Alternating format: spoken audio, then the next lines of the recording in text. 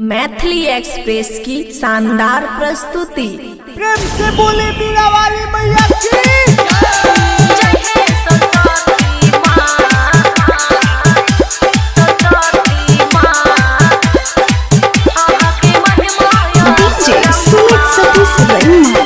खुशी recording studio बलुआहा।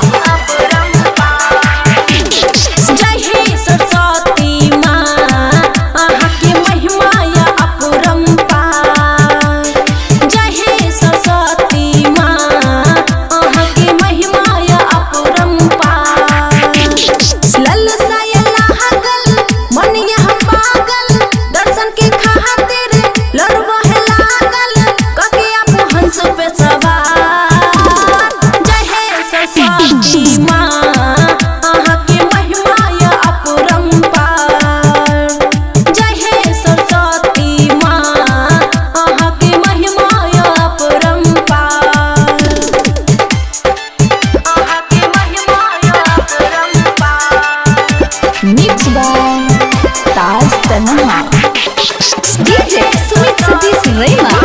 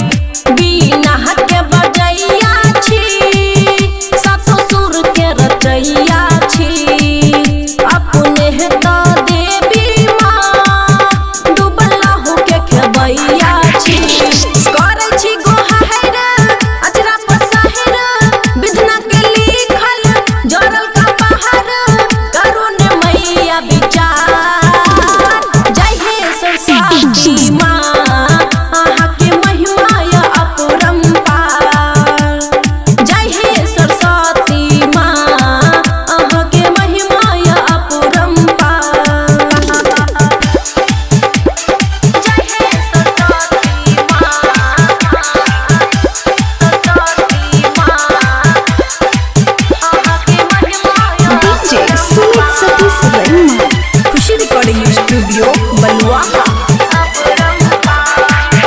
हम छी मैया ज्ञान कनी दो दियहने ज्ञान करू कृपा के है बरसात हेतै जग में मोर पहचान।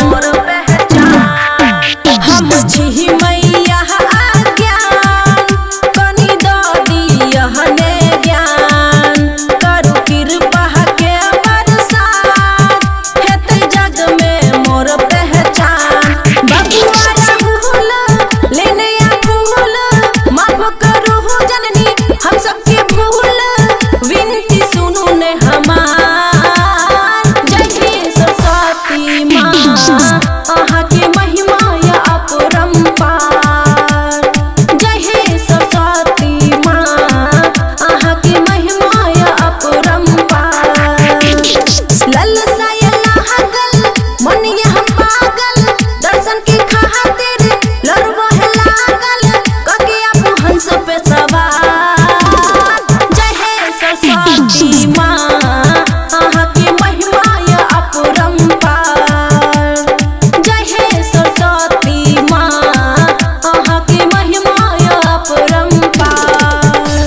रिकॉर्डिंग स्टूडियो बलुआहा।